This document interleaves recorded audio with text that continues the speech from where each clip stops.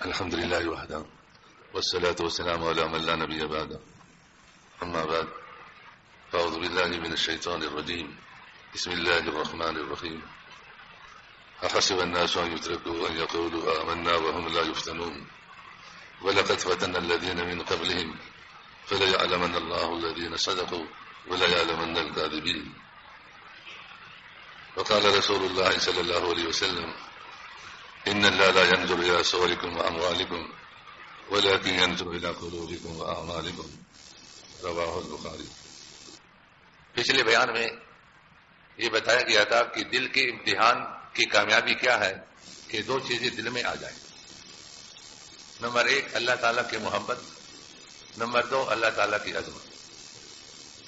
جس دل میں اللہ تعالیٰ کی محبت تمام محبتوں پر غالب ہو جائے اور اللہ تعالیٰ کی عظمت تمام عظیم چیزوں سے غالب ہو جائے، یہ دل امتحان میں کامیاب۔ اب اس دل میں بغض نہیں، کینہ نہیں، حسد نہیں، بخل نہیں، جتنے رذائل ہیں یہ دل تمام رذائل سے پاک ہو جائے، اور اس دل کے پاکی اور اس دل کے امتحان میں کامیابی کا اثر اعمال پر بھی پڑے گا۔ آپ صلی اللہ علیہ وسلم نے فرمایا، سنو، جسم میں ایک ٹکڑا ہے، جب وہ ٹکڑا ٹھیک ہو جاتا ہے تو پورا جسم ٹھیک چلتا ہے، اگر وہ ٹکڑا بگڑ جائے تو پورا جسم بگڑ جاتا ہے۔ وہ ٹکڑا کیا ہے؟ وہ دل ہے۔ تو دل کے امتحان میں جو بندہ کامیاب ہو جاتا ہے تو وہ پھر جسم سے نکلنے والے اعمال میں بھی کامیاب ہوتا ہے۔ جسم سے نکلنے والے اعمال دو قسم کے ہیں، بعض کام وہ ہیں جن کے کرنے کا حکم ہے اور بعض وہ ہیں جس کے نہ کرنے کا حکم ہے۔ جن کے کرنے کا حکم ہے جب بندہ وہ کام کرتا رہے، اور جن کے نہ کرنے کا حکم ہے اس کو چھوڑے، تو عمل کے اعتبار سے کامیاب ہے۔ اسی کو کہتے ہیں امتثال الاوامر اور اجتناب عن النواہی۔ اللہ تعالیٰ کے اوامر کو پورا کرنا اور منکرات سے، معاصی سے اجتناب کرنا۔ جب انسان خارج میں چلتا پھرتا رہے، دیکھتا رہے، سنتا رہے اور ہر ناجائز سے بچے اور ہر جائز کام کرے، ہر اللہ تعالیٰ کے امر کو پورا کرے، تو یہ عمل کے اعتبار سے کامیاب ہے۔ اور وہ عمل جو اللہ تعالیٰ کے ہاں مقبول ہے اور انسان کے لیے کامیابی کا سبب اور ذریعہ ہے، اس عمل میں دو چیزیں ضروری ہیں۔ ان میں سے ایک کا تعلق دل سے ہے، وہ یہ ہے کہ عمل میں اخلاص ہو۔ آپ کسی اچھے کام کو کریں تو آپ کی نیت یہ ہو کہ اس لیے کر رہا ہوں تاکہ اللہ تعالیٰ خوش ہو جائے۔ کسی گناہ کو آپ چھوڑیں اس لیے آپ چھوڑیں کہ میرا رب مجھ سے راضی اور خوش ہو جائے۔ نیت آپ کی یہ ہو کہ اللہ کو خوش کرنے کے لیے کرتا ہوں، اسی کو اخلاص کہتے ہیں۔ اخلاص کا معنی ہے کہ جس چیز میں ملاوٹ ہو سکتی ہے اس کو ملاوٹ سے پاک کرنا۔ تو ہمارے اعمال میں غیر اللہ کی ملاوٹ ہو سکتی ہے تو غیر اللہ کی ملاوٹ سے پاک کرنا، اسی کا نام اخلاص ہے۔ تو ہمارے اعمال میں ایک تو اخلاص ہو کہ جو عمل کریں ہماری نیت یہ ہو کہ اللہ تعالی ہم سے راضی، بس۔ اور نمبر 2 وہ عمل آسمانی شریعت اور سنت کے مطابق، اپنے مرضی کے مطابق نہ ہو۔ جس طرح شریعت نے اس عمل کے کرنے کا طریقہ بتایا ہے اس طریقے پر اس عمل کو کیا جائے۔ یہ دو باتیں عمل کے اندر پیدا ہو جائیں تو عمل کے اعتبار سے بھی یہ آدمی امتحان میں کامیاب ہو جائے گا، اور اگر عمل میں یہ دو باتیں نہیں ہیں تو پھر یہ عمل کے اعتبار سے ناکام ہوگا۔ آپ لوگ سنتے رہتے ہیں کہ بخاری شریف کی روایت میں ہے کہ سب سے پہلے جہنم میں 3 افراد کو ڈالا جائے گا، ان میں ایک شہید ہوگا، ایک عالم ہوگا اور ایک سخی ہوگا۔ شہید سے پوچھا جائے گا تو وہ کہے گا کہ میں نے پوری زندگی جہاد کے میدانوں میں گزاری، حق کی سربلندی کے لیے، باطل کو مٹانے کے لیے، میں نے جہاد کیا یہاں تک کہ میں شہید ہوں. اللہ تعالیٰ فرمائیں گے آپ صحیح کہہ رہے ہو، لیکن میں تو علیم بذات الصدور ہوں. یعلم خائنۃ الاعین وما تخفی الصدور. دلوں میں جو چیز مخفی ہے، چھپی ہوئی ہے، اللہ تعالیٰ ان سے باخبر ہے. آپ کی نیت کیا تھی؟ آپ کی نیت یہ تھی تاکہ لوگ مجھے جری اور بہادر کہیں، لوگوں میں میری شہرت ہو. یہ نیت نہیں تھی کہ رب مجھ سے راضی ہو. اب دیکھو شہادت کتنا بڑا عمل ہے. حدیث میں آتا ہے کہ شہید کا خون زمین پر پہنچنے سے پہلے پہلے اللہ تعالیٰ اس کی بخشش فرما دیتا. اور جنت میں جو بھی جائے گا کوئی ایک بھی یہ تمنا نہیں کرے گا کہ میں دوبارہ دنیا میں چلا جاؤں. ایک شہید ہے کہ وہ تمنا کرے گا کہ مجھے دوبارہ دنیا میں بھیجا جائے تاکہ میں پھر شہید ہو جاؤں. تو شہادت اتنا اونچا عمل ہے، لیکن نیت کی خرابی کی وجہ سے یہ شہید ناکام ہو. عمل میں اگر اخلاص ہوتا یہ کامیاب ہوتا. آپ صلی اللہ علیہ وسلم کو اطلاع دی گئی کہ جنازہ تیار ہے، نماز پڑھائی جائے. حضرت عمر رضی اللہ عنہ نے عرض کیا کہ عمل کے اعتبار سے کچھ کمزور تھا، اگر جنازہ نہ پڑھایا جائے. آپ صلی اللہ علیہ وسلم نے اہل مجلس سے فرمایا کسی نے اس کو اچھے کام دین کے کام پر کرتے ہوئے دیکھا ہے؟ ایک نے کہا ایک دفعہ ہم نے مجاہدین کے سامان کی چوکیداری کی تھی، تو یہ بھی چوکیداری کر رہا تھا، میں بھی تھا. فرمایا آئیے نماز پڑھتے ہیں. جنازہ پڑھایا اور قبر میں رکھا. فرمایا تیرے ساتھی تو سمجھ رہے ہیں کہ تو جہنمی ہے، لیکن میں محمد صلی اللہ علیہ وسلم گواہی دے کہ تو جنتی ہے. ایک پہرا دیا اللہ کے. ایک وقت آئے گا اللہ دکھائے گا کہ میرے لیے جنہوں نے کچھ کیا ہے ان کا کیا درجہ اور کیا مقام. آج ہم کتنے نیکیاں غیر اللہ کے لیے کہ لوگ ہماری تعریف کریں، اور کتنے گناہ اس لیے کہ لوگ لان تان کریں گے. یہ نہیں کہ اللہ راضی ہو، اللہ اس پہ خوش ہو جائے. تو اخلاص، اس سے اعمال کی قیمت لگتی ہے اور اس سے بندہ اعمال کے اعتبار سے کامیاب ہو جاتا ہے. ایک زمانہ تھا لوگ اس کی تربیت حاصل کرتے تھے کہ اچھے اعمال کروں اور گناہ سے بچوں، اور ہر وقت اس بات کا استحضار رہے کہ اللہ تعالیٰ مجھے دیکھ رہے.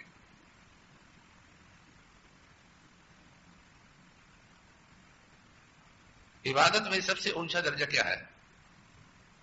کیفیت احسانیہ. ایک دفعہ ہمارے حضرت شیخ العرب العجم عارف باللہ حضرت مولانا شاہ کی محمد صلی اللہ فرمایا کہ اچھی مجلس میں جب بھی جاؤ تو اس نیت سے جاؤ کہ میں کیفیت احسانیہ حاصل کرنے کے لیے جا رہا ہوں. اور وہ کیفیت احسانیہ کیا ہے؟ انتا مدلہ کا ان کا طرح. کوشش یہ کرو کہ عبادت اس طرح کیا کرو گوئے کہ آپ اللہ تعالیٰ کو دیکھ رہے. فَإِن لَمْ تَكُنْ تَرَاهُ فَإِنَّهُ يَرَاكَ. اگر یہ استحضار حاصل نہیں ہو سکا تو کم سے کم یہ تصور کرو کہ اللہ تعالیٰ مجھے دیکھ رہے. تو پہلے لوگ اپنے مشائخ سے وظیفے لیتے تھے الم یعلم بان اللہ یرا. کیا انسان جانتا نہیں کہ اللہ دیکھ رہے؟ اب یہ کیفیت جس کو حاصل ہو جائے کہ میرا رب مجھے دیکھ رہا ہے، رات میں بھی دیکھ رہا ہے، دن میں بھی دیکھ رہا ہے، جلوت میں بھی دیکھ رہا ہے، خلوت میں بھی دیکھ رہا ہے، یہ کیفیت حاصل ہو جائے تو یہ عوامر میں کوتاہی کیسے کر سکتا ہے؟ یہ منکرات اور معاصی کا ارتکاب کیسے کرے؟ تو یہ باقاعدہ اس کی تمرین ہوتی تھی، مشق کیا کرتے تھے. ایک اللہ والے نے وظیفہ دیا تھا کہ بھائی ایک چلہ لگاؤ اور یہ وظیفہ کر الم یعلم بان اللہ یرا. 40 دن کے بعد آئے تو شیخ نے فرمایا کہ میں امتحان لوں گا. ایک ایک مرغی پکڑائی، فرمایا ایسی جگہ ذبح کر کے لاؤ کوئی نہ دیکھ رہا ہو. کوئی 10 منٹ میں، کوئی 15 منٹ میں، کوئی آدھا گھنٹے میں مرغی ذبح کر کے لے کر آئے. کوئی کمرے میں کیا، کوئی فضل میں کیا، کسی نے اوپر چادر اوڑھی. ایک مرید کافی دیر کے بعد آیا اور مرغی زندہ لے کر آیا. پھر میں نے حکم دیا تھا ذبح کر کے لے آؤ، تو پھر زندہ لے کر آئے. انہوں نے عرض کیا کہ آپ نے شرط لگائی تھی کہ ایسی جگہ ذبح کر کے لاؤ کوئی دیکھ نہ رہا ہو. میں کمرے میں گیا، گنوں کے فصل میں گیا، اوپر چادر اوڑھی، کہیں غار میں گیا، جہاں گیا ہوں تو اللہ تعالیٰ مجھے دیکھ رہے. مجھے کوئی ایسی جگہ نہیں ملی جہاں مجھے اللہ نہ دیکھ رہا. فرمایا تیرا وظیفہ پکا ہے. یہ کیفیت انسان کو حاصل ہو جائے. بعض لوگ مسجد میں داخل ہوتی نماز کے لیے شلوار ٹنگوں سے اوپر کر لیتے، اور جیسے نماز سے فارغ ہو گیا اور باہر نکلا پھر شلوار نیچے. اللہ کے ٹخنوں سے اوپر شلوار رکھنا یہ نماز کے لیے نہیں ہے، یہ 24 گھنٹے کے لیے. اور یہ بیچارہ سمجھتا ہے کہ میں آگے جب چلوں گا تو سارے لوگ میرے ٹخنوں کو دیکھ رہے ہیں، میرے شلوار کو دیکھ رہے ہیں کہ اس کی شلوار اوپر ہے نیچے. بھائی لوگ اتنے فارغ نہیں ہیں کہ وہ آپ کی شلوار کو دیکھ رہے ہیں کہ اوپر ہے نیچے ہے. ایک رب ہے جو ہر ایک کو دیکھتا، بندے کو دیکھتا کہ میرا بندہ کیا کر رہا ہے. پوری دنیا میں کتنے درخت ہیں، کسی درخت کا کوئی پتا اللہ تعالیٰ کے حکم کے بغیر کٹ کر گر نہیں سکتا. تو تمام درختوں کے سارے پتے اللہ کی نظر میں ہیں، ریت کے سارے ذرات اللہ کے، سمندر کے پانی کے سارے قطرات اللہ کے نظر. تو ایک رب ہے جو ہمیں دیکھ رہا ہے. یہ کیفیت انسان کو پیدا حاصل ہو جائے کہ میرا رب مجھے دیکھ رہا ہے، تو اس کیفیت کا اثر یہ ہوگا کہ کسی عمل میں یہ کوتاہی نہیں کرے اور کسی گناہ پر یہ جری نہیں ہوگا، جرأت نہیں کرے گا کہ رب دیکھ رہا ہے. چھوٹا بچہ دیکھ رہا ہو کتنے گناہ ہیں انسان نہیں کرتا. تو جب یہ تصور ہو کہ میرا خالق اور مالک مجھے دیکھ رہے تو کیسے ہوگا. اس کیفیت کی وجہ سے آپ اسلاف کے واقعات کو جب پڑھتے ہیں تو ان میں آپ کو اخلاص، ایک اللہ کو پتہ چلے کسی اور کو نہ چلے. باندھی ہے زر خرید، دن میں اکثر روزہ رکھتی ہے، رات کو گھر والے سو کر وہ عبادت کرتی ہے. ایک رات مناجات ہمیں دعا میں کہہ رہے کہ اے اللہ تجھے جو مجھ سے محبت ہے اس محبت کے وسیلے سے میرا یہ کام کر دینا، یہ کام کر دینا. جب یہ مناجات میں مصروف تھی تو اس کا مالک جاگ رہا تھا. تو یہ باتیں سنی، اس نے آواز دی، یوں نہ کہا کرو کہ اے اللہ تجھے جو مجھ سے محبت ہے اس محبت کے وسیلے سے میرا یہ کام کرنا. یہ کہا کرو کہ اے اللہ مجھے جو تجھ سے محبت ہے اس محبت کے وسیلے سے میرا یہ کام کر دینا، یہ کام کر دینا. تو اس نے اس کی طرح مڑ کر کے دیکھا اور کہا کہ اگر رب کو مجھ سے محبت نہ ہوتی تو مجھے بستر سے اٹھا کر اپنے سامنے کھڑا نہ تھا، اور تجھ سے محبت نہیں ہے تجھے سلا کے رکھا. بعض لوگ بھائی چشمے کے قریب ہو کر کے پیاس سے مرتے ہیں تو قسمت ان کی ماری گئی. اچھا ماحول، دین کا ماحول، ہدایت کا ماحول، اس کے قریب رہتے ہوئے تو اللہ تعالیٰ کا فضل نہیں ہوتا تو محروم رہتے. اور بعض لوگ دور دراز سے اللہ بھیجتے ان کا فضل ہوتا کہ جاؤ جاؤ چشمے سے پانی لے لو. تو اسلاف کا آپ دیکھیں کہ وہ جب یہ کیفیت ہوتی تھی تو وہ اللہ کے لیے کام کرتے. تو جب مالک نے کہا تو اس نے یہ کہا، پھر اللہ سے دعا کی کہ پہلے تو ہمارا معاملہ راز میں تھا، مخلوق کو بھی پتہ چلا، اب اپنی طرف اٹھا لیجیے. مخلوق کے سامنے اظہار پر ان کو شرم آتی تھی. ایک دفعہ وفاق کی رسالے میں ایک واقعہ آیا تھا کہ حضرت عبداللہ بن مبارک رحمۃ اللہ علیہ نے غلام خریدا. وہ نیک تھا، اس کا چہرہ بتاتا تھا کہ یہ نیک ہے.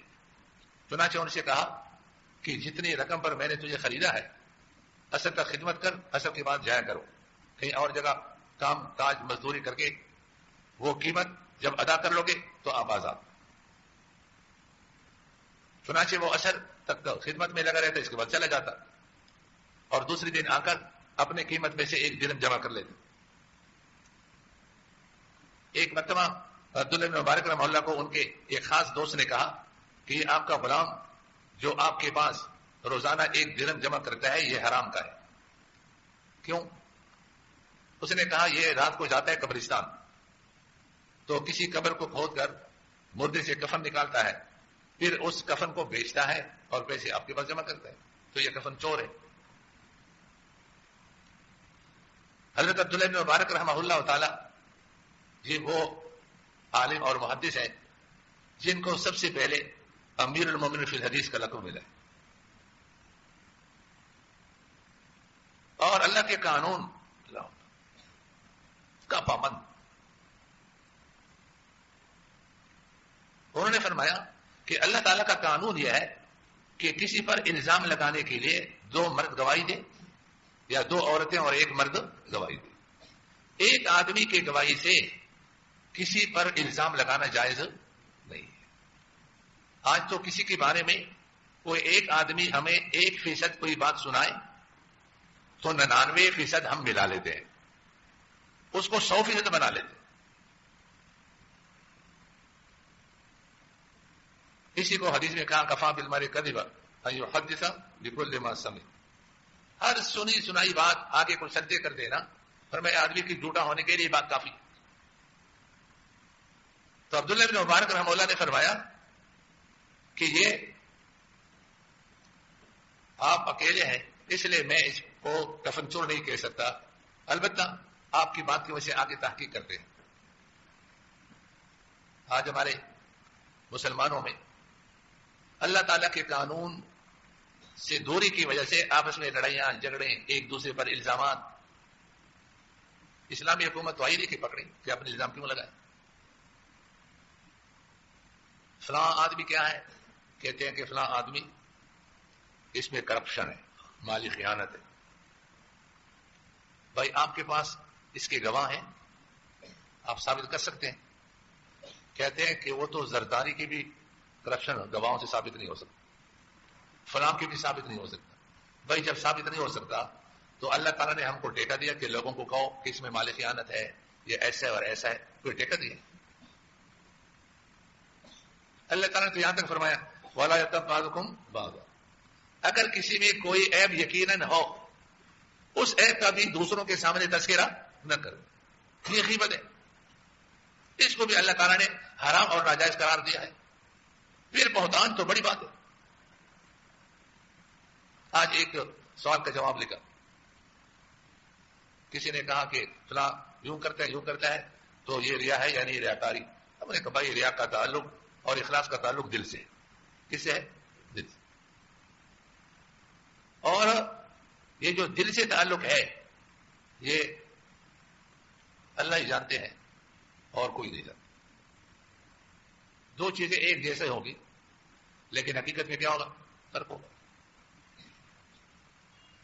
کار پاکارا پیاس از خود مکن گرچہ مانت دن نوشتن شیر و شیر شیر و شیر شیر و شیر شیر و شیر شیر شین یارا اور شیر شین یارا, دونوں میں شین یارا, لیکن شیر کا معنی دودھ اور شیر کا معنی شیر نے پھاڑنے والا درندہ, شیر پھاڑنے والا درندہ. معنی میں کتنا بڑا فرق ہے. کوئی دیوار پر لکھے شین یارا, شین یارا دونوں لکھنے میں ایک جیسے لیکن حقیقت میں کبھی ایک آدمی اپنی کوئی بات بتاتا ہے تعلی کے لیے, ڈھینگے مارنے کے لیے, اور کوئی تحدیث بھی نعمت کے طور پر بتاتا ہے. اب بتانا ایک جیسا ہے, اس نے بھی اپنی کوئی خوبی بتائی, اس نے بھی اپنی کوئی خوبی بتائی, لیکن یہ کہ اللہ پاک کے کرم سے فضل سے میں نے یہ کام کیا, اللہ نے مجھ سے یہ کام کروایا. اور دوسرا تعلی ڈھینگے مار رہے ہیں, میں ایسا ہوں, میری طرح کوئی اور ہے ہی نہیں. تو دونوں میں بڑا فرق ہے. تعلی اور ڈھینگے مارنا ناجائز ہے, اور تحدیث بھی نعمت کے طور پر کسی مصلحت کے لیے کسی خوبی کو بیان کرنا اس میں اجر ہے. تو بعض اوقات چیزیں ایک جیسی ہوتی ہے لیکن دل میں فرق ہو. 2 آدمی ہیں قیمتی کپڑے پہنتے ہیں. ایک اس لیے پہنتے ہیں کہ اللہ خوش ہوتے ہیں کہ میں نے بندے کو جو نعمت دی ہے میں اپنے بندے کے جسم پر چاہتا ہوں کہ وہ ظاہر ہو جائے, اس لیے پہنتے ہیں. اور دوسرا فخر, ریا, نمود کہ دیکھو میرے پاس ایسا کپڑا ہے دوسرے کے پاس نہیں. دونوں نے کپڑے پہنے لیکن ایک کی نیت الگ دوسرے کی نیت الگ, دونوں میں فرق. کسی نے ایک پیغام بھیجا ہے کہ ابدیت کی شان کیا ہے, تو لکھا کہ حضرت حاجی امداد اللہ مکی رحمہ اللہ پر کبھی کوئی بخار ہو جاتا تو ہائے ہائے کرتے, ہائے ہائے.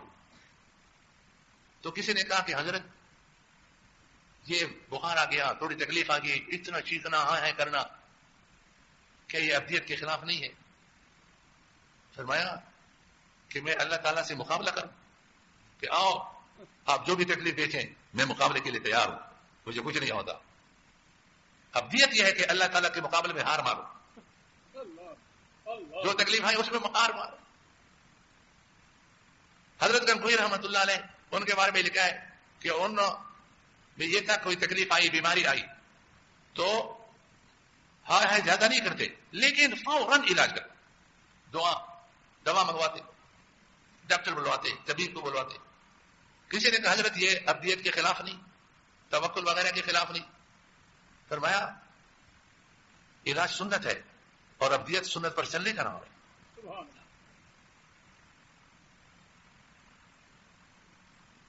حضرت مولانا قاسم نانوتوی رحمہ اللہ ان پر کوئی بخار کوئی تکلیف آئے تو برداشت کرتے, کسی کو پتہ نہیں چلتا. بعد میں کہ اللہ تعالیٰ کو اتنی تکلیف ہوئی, ان سے پوچھا گیا کہ حضرت آپ بتاتے نہیں ہو. انہوں نے کہا کہ محبوب کی طرف سے جو چیز ملے اس کو محبت سے قبول کرنا چاہیے, یہی ابدیت. بیماری بھی رب نے دی ہے تو رب کی دی ہوئی چیز ہے اسی پہ خوش. میں چیخنا شروع کروں, بتانا شروع کروں. اب دیکھو نیت ہے تو بعض اوقات ہم سمجھتے ہیں کہ یہ غلط ہو رہا ہے تو ہم نے دل کو لکھا کہ ریا اور اخلاص کا تعلق دل سے, اور دل کی بات صرف ایک ہی جانتا ہے, کون؟ اللہ تعالیٰ. ہم کسی کو یہ نہیں کہہ سکتے یہ ریا کہاں ہے اور یہ مخلص ہے. اللہ ہی جانتا ہے کہ مخلص کون ہے, اللہ ہی جانتا ہے کہ ریاکار کون ہے. یہ کہ اللہ کا تنا ہو فَإِن لَمْ يَكُنْ تَنَا ہو فَإِن لَمْ تَنَا ہو فَإِنَّهُ يَرَا. فرمایا کہ انا, ہمارے فرماتے کہ انا گویا, یہ بولیے مشکک ہے, طلبہ علماء سمجھے اس کے درجات ہیں. فرمائے جس کا کہنا جتنا زیادہ مضبوط ہوگا وہ اللہ کا سب سے بڑا ولی ہے. یہ مسئلہ یاد رکھیں. اپنے شیخ کو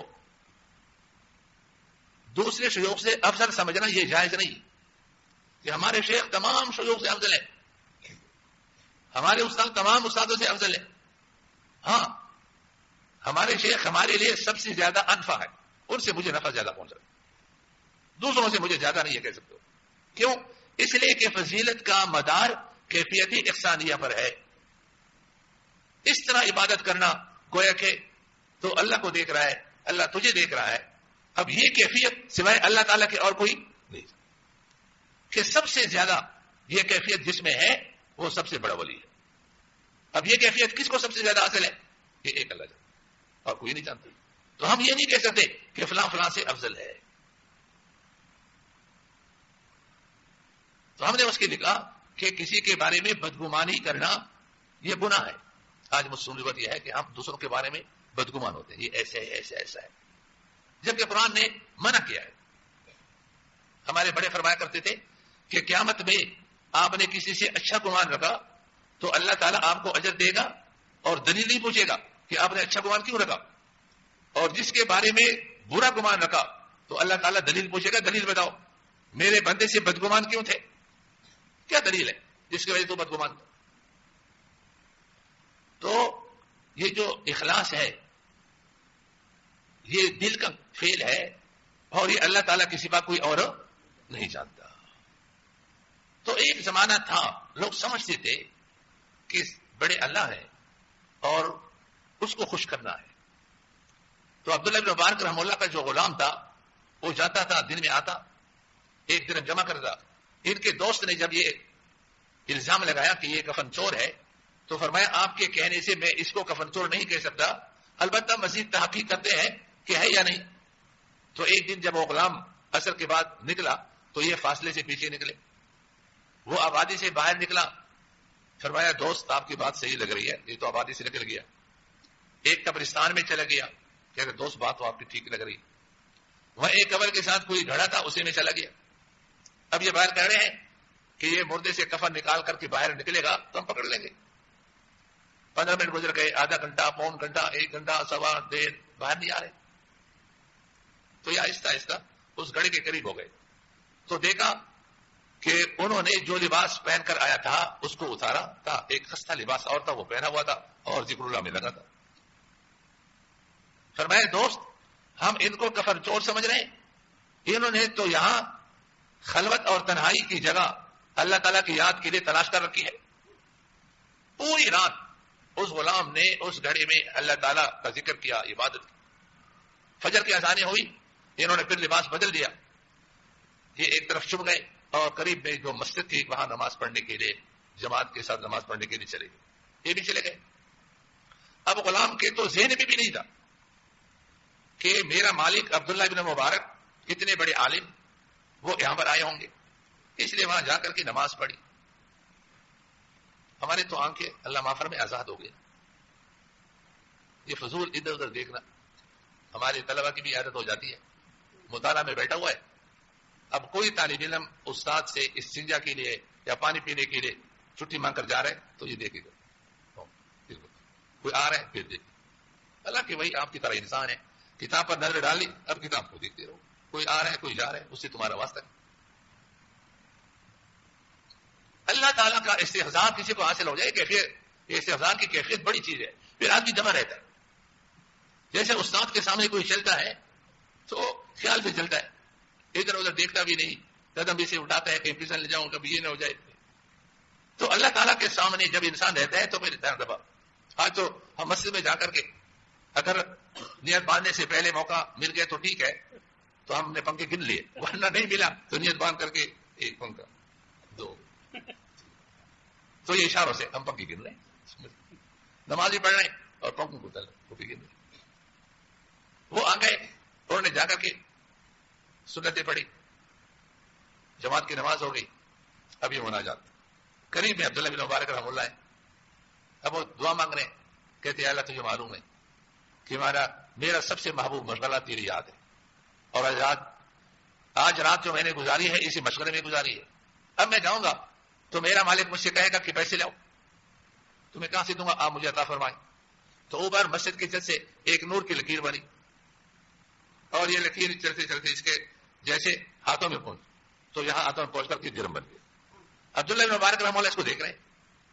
بہت آدمی دعا مانگتا ہے اس آواز سے.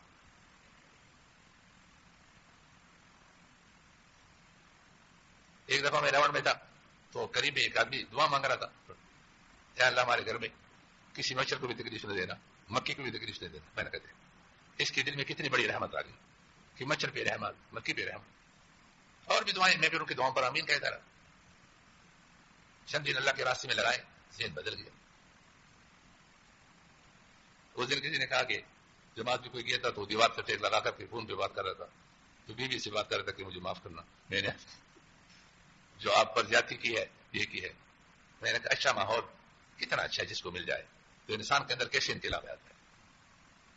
یہ انسان درندہ ہوتا ہے, ظالم ہوتا ہے, اور وہ ظلم کی صفت, وہ رحم کی صفت میں بدل جاتی ہے. دل بدل جاتا ہے کہ مجھے یہ نہیں کرنا چاہیے, مجھے ایک انسان پر, مسلمان پر ظلم نہیں کرنا چاہیے. کہتے ہیں گھر پہنچنے سے پہلے کہ میں جا کر کے معافی مانگوں. میں آپ لوگ کی بات نہیں کر رہا, بعض لوگ تو ہے روزانہ معافی مانگتے اچھی بات ہے, لیکن انہوں نے کہا پتہ نہیں گھر پہنچنے سے پہلے مر گئے اور دنیا میں معاملہ صاف نہ ہوا تو پھر تو آخرت کا معاملہ سخت ترین. اللہ ظلم سے بچائے. ایک خاتون نے اپنے آپ کو جلایا, میں پنڈی میں تھا, مجھے فون آیا اور کہا کہ جس کا پورا جسم جلا ہو تو اس کو غسل کس طرح دیا جائے.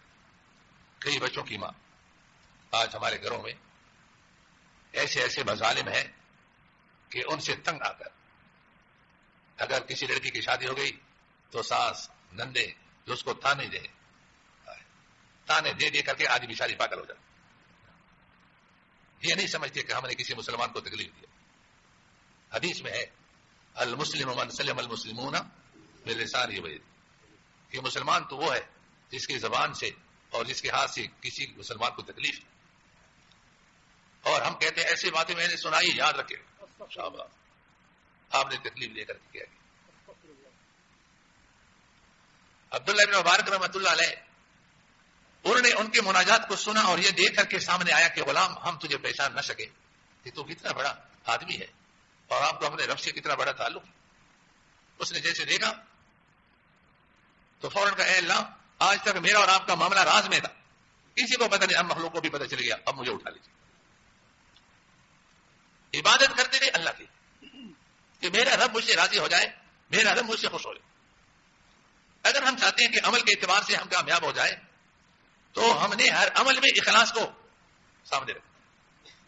جو کام کرنا ہے اللہ کے لیے کرنا ہے، اور اللہ کے لیے معمولی کام بھی کوئی کرے گا تو اس کا اجر بڑھ جاتا ہے. ملا علی قاری رحمہ اللہ نے ایک واقعہ لکھا ہے. اللہ کے ناموں میں ایک نام شکور ہے. شکور کا آپ لوگ تو مانا جو اردو میں دیکھتے ہیں قدردان. شکور کا مانا قدردان. تو ملا علی قاری رحمہ اللہ نے شکور کا مانا لکھا ہے هو الذی یعطی الاجر الجزیل علی العمل القلیل، جو تھوڑے عمل پر بہت زیادہ اجر دے. عمل قلیل ہو اور اجر اور ثواب بہت زیادہ ہو.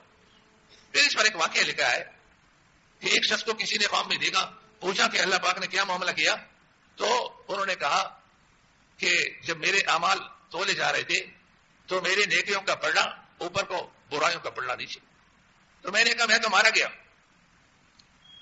اس تصور میں تھا کہ میں مارا گیا کہ اتنے میں ایک تھیلا میرے نیکیوں کے پڑھنے میں آ گرا اور نیکیوں کا پلڑا زمین کے ساتھ لگ گیا اور گناہوں کا جو پلڑا تھا اوپر ہو گیا اور اعلان ہو جاؤ، تیرے نجات ہو گئی. میں نے کہا اس تھیلے میں میرا کون سا عمل تھا جس کی وجہ سے میرا یہ نیکوں کا پلڑا بھاری ہو گیا اور میں نجات پا گیا؟ تو بتایا گیا کہ یہ وہ مٹھی تھی جو آپ نے اپنے مسلمان بھائی کے قبر پر ڈالی تھی. آپ لوگ جانتے ہیں جب قبر لحد میں مردے کو رکھا جائے تو 3 مٹھی ڈالنا یہ سنت طریقہ ہے. پہلی مٹھی ڈال کر کیا کہیں منہا خلقناکم، پھر وفیہا نعیدکم، پھر تیسری مرتبہ ومنہا نخرجکم تارۃ اخری. اب یہ کتنا چھوٹا سا عمل، لیکن یہ عمل آپ نے اللہ کے لیے کیا کہ میرا رب یہ عمل اس سے خوش ہوتا ہے. تو اس عمل کی وجہ سے اللہ پاک نے اس کی نجات فرما. تو ایک تو عمل میں اخلاص ہو اور دوسری چیز یہ ہے کہ عمل شریعت اور سنت کے مطابق ہو. عمل آپ نے پوری رات آپ نے نماز پڑھی، لیکن ہر رکعت میں آپ 3 سجدے کرتے ہیں. شریعت کیا کہہ رہی ہے؟ 2 سجدے، آپ 3 کریں. اب یہ عمل شریعت اور سنت کے مطابق کے خلاف ہو. پوری رات آپ نے جا کر گزاری، آپ کو کوئی فائدہ نہیں. اس عمل پر کچھ بھی نہیں ملا. 2 رکعت نماز پڑھو شریعت اور سنت کے مطابق، اس میں جا. یہ 2 رکعت وہ 1000 رکعت جو شریعت اور سنت کے خلاف ہے. پنجاب میں ایک بہت بڑے مفتی صاحب گزرے ہیں، غالباً مفتی عبد الغفار کچھ ایسا نام تھا. حضرت مولانا صوفی سرور سے رحمۃ اللہ کے خلفاء میں سے تھے، یا مفتی عبد القادر سے کچھ ایسا نام تھا. تو انہوں نے ایک دفعہ کراچی میں تشریف لاتے سنایا کہ ایک عالم نے مسئلہ بتایا کہ 4 رکعت فرض پڑھنے کا طریقہ الگ ہے، 4 رکعت سنت موقدہ ہو، سنت زائدہ ہو، نفل ہو، اس کا طریقہ الگ ہے. 4 رکعت فرض میں پہلے 2 رکعتوں میں سورہ فاتحہ کے بعد سورت ملائی جاتی ہے، آخری 2 رکعتوں میں سورت نہیں ملائی جاتی. لیکن سنت موقدہ ہو، سنت زائدہ ہو اور نفل ہو تو ان میں 4 رکعتوں میں سورت ملانا ضروری ہے. اگر کسی نے سورت نہیں ملائی تو وہ نماز اس کی نہیں ہوگی. تو انہوں نے کہا ایک سامنے بابا بیٹھے تھے، ان کی آنکھ نکلی کہ 40 سال کی میری سنتیں ضائع ہو گئی. 40 سال سے سنتیں، جیسے زور کی 4 سنتیں پڑھتا ہوں، عصر سے پہلے 4 رکعت پڑھتا ہوں نفل، تو عشاء سے پہلے، تو جس طرح فرض پڑھتا ہوں کہ پہلے 2 میں سورت ملاتا ہوں آخر میں نہیں ملاتا، اسی طریقہ پر سنت اور نوافل کا بھی معاملہ ہے. تو تو سنت کے خلاف جو عمل ہوگا اس عمل کی اللہ تعالیٰ کی نظر میں کوئی قیمت نہیں ہے. اس لیے دوستو اعمال کے اعتبار سے ہماری اور آپ کی کامیابی کے لیے عمل میں دو چیزیں ضروری ہے. ایک یہ کہ وہ عمل اس میں اخلاص ہو, ہم اللہ کے لیے وہ عمل کریں. دوسری چیز یہ ہے کہ وہ عمل شریعت اور سنت کے مطابق ہو. اگر شریعت اور سنت کے مطابق نہیں ہے تو پھر اس عمل کی کوئی قیمت نہیں ہے. شیطان کی کوشش ہے, اب کتنے بدعات جو ہمارے اندر آ گئے, تو اس بدعت کا مطلب کیا ہوتا ہے؟ یہی تو مطلب ہے. غالباً مروان بن حکم جب مدینہ کے گورنر تھے تو عید کی نماز کے لیے جب گئے تو جو صحابی تھے رضی اللہ غالباً ابو سعید خدری رضی اللہ یا کوئی اور صحابی تھے تو اشارہ کیا منبر کی طرف کہ پہلے خطبہ پھر نماز. جمعہ میں خطبہ پہلے ہے, نماز بعد میں. عید میں پہلے کیا ہے؟ صحابی نے اشارہ کیا کہ پہلے نماز پھر خطبہ. جب گورنر نے اشارہ کیا تو ہاتھ چھوڑ جھٹکا دیا اور فرمایا کہ آپ صلی اللہ علیہ وسلم نے پہلے نماز پھر خطبہ, ابوبکر صدیق نے پہلے نماز پھر خطبہ, خلیفہ دوم نے پہلے نماز پھر خطبہ, سوم نے پہلے نماز. اب آپ ترتیب بدل رہے. اب دیکھو دونوں خطبہ بھی ہونا چاہیے, نماز بھی ہونا چاہیے, لیکن ترتیب میں فرق ہے. تو صحابی نے بتایا کہ جو ترتیب شریعت کے اندر ہے اس ترتیب پہ پڑھو گے تو یہ دین ہے, اس ترتیب کو بھی بدلو گے تو یہ پھر دین نہیں ہے, غیر دین ہو جائے گا. اس لیے دوستو ہر عمل میں شریعت اور سنت کے طریقے کا ہم اہتمام کریں, ہم خیال رکھیں کہ اس عمل کے ادا کرنے کا شریعت طریقہ کیا ہے, اسی پر کریں. لوگ سمجھتے ہیں کہ تجارت میں معاملات میں ہم آزاد ہیں. نہ جی, آپ کی تجارت شریعت اور سنت کے مطابق ہے تو یہ عبادت ہے. ایک ایک حکم پر آپ کو ملے گا. اللہ تعالیٰ کا حکم کسی زمین پر زندہ ہو جائے, فرمائے 40 دن وہاں پر بارش ہو جائے, اس بارش کی وجہ سے اس زمین کے اندر پیداوار کی قوت نہیں آتی. جتنی قوت اللہ تعالیٰ کے حکم اس زمین پر اگر نافذ ہو جائے تو اس حکم کے نافذ ہونے کی وجہ سے اس میں قوت آتی ہے. اس لیے اللہ تعالیٰ کا جو قانون ہے, جو طریقہ ہے شریعت کا, اسی کے مطابق انسان عمل کرے تو اس کا عمل قبول ہوگا. ابھی قربانی کے دن آنے والے ہیں. آج مجھے اللہ ان کو جزائے خیر عطا فرمائے, ہمارے ماسٹر صاحب کو, اور اللہ تعالیٰ آپ کی اس ادارے کو ہمیشہ کے لیے آباد رکھے اور رہنمائی کا ہمارے لیے ذریعہ بنے. قربانی شریعت اور سنت کے مطابق کب ہوگی, اس میں ضروری چیزیں کیا ہیں؟ تو یہاں سے ایک کتابچہ شائع ہوا ہے, آج مجھے دکھا کہ الحمدللہ یہ کتابچہ چھپوا کر کے ہم لے کر آئے. پہلے بھی آپ حضرات سے کہا گیا تھا کہ ایک دوسرے کو دوسرے ہدایت کی جگہ پر کوئی دینی کتاب دیا کرو. ایک مسئلے پر بھی کوئی عمل کرے گا کتنا اجر ہوگا.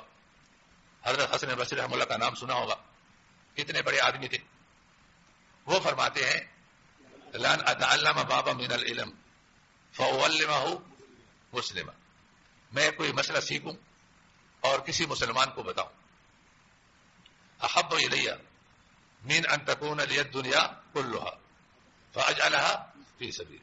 پوری دنیا اور دنیا میں جو کچھ ہے یہ سب کچھ مجھے مل جائے اور میں اللہ کے راستے میں سب صدقہ کروں.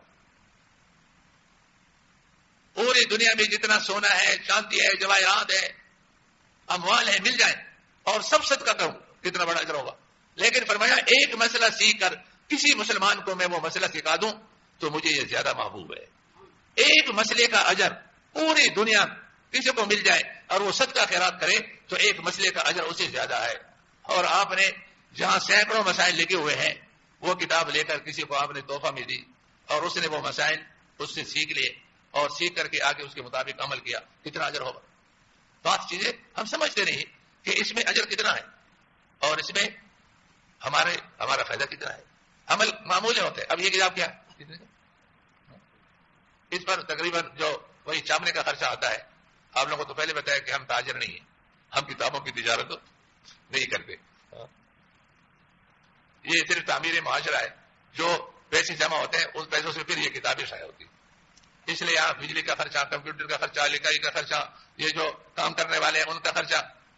مجھے یہ ہمارے جو ساتھی ہیں ماحول یہ بھی دعا مانگنا چاہیے کہ اللہ اچھے ساتھی عطا فرمائے اور ساتھیوں کی شرارت سے بچائے. کبھی جو ہے نا ساتھی آدمی کے گمراہی کا ذریعہ بن جاتے ہیں.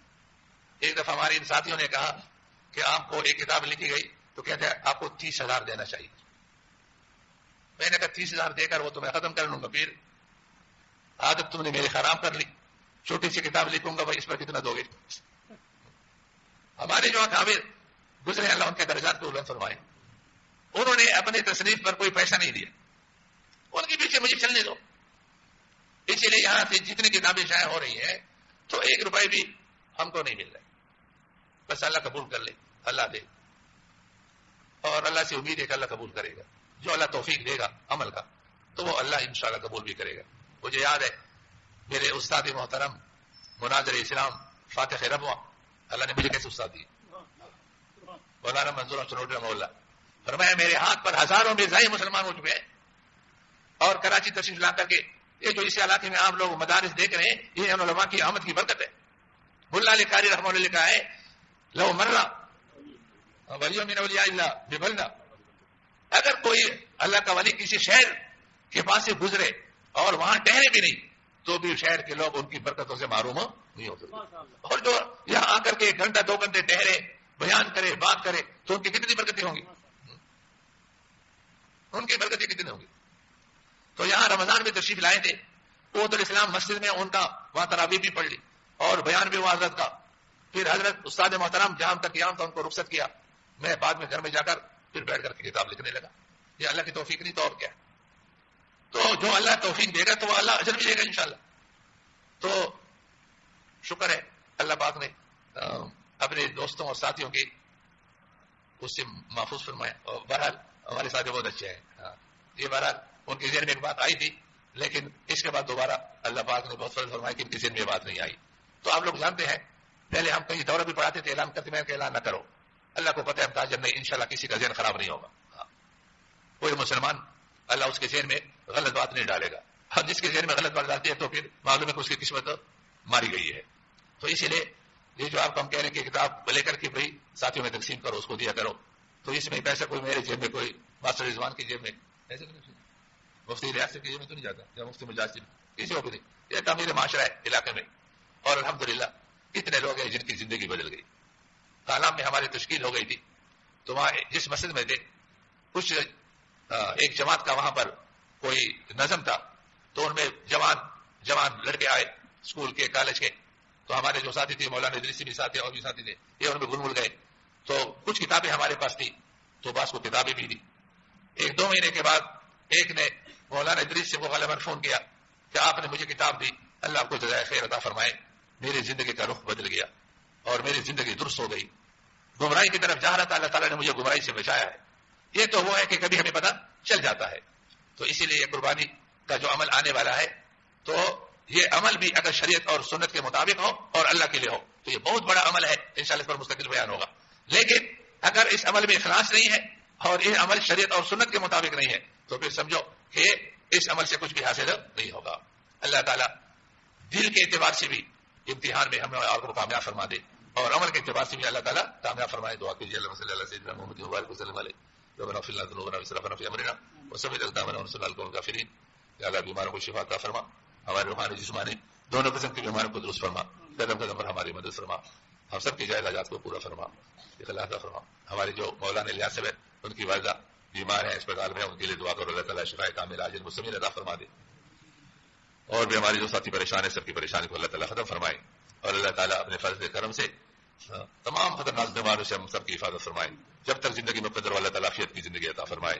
تیرے نیک بندوں نے جو دعائیں مانگی ہے کہ ہم تک مانگتے رہیں گے, وہ تمام دعا سب کے حق میں قبول فرما دے, قبول فرما دے. اللہم آتنا فی الدنیا حسنہ وفی الآخرۃ حسنہ وقنا عذاب النار. وصلی اللہ محمد وعلی وصحبہ اجمعین.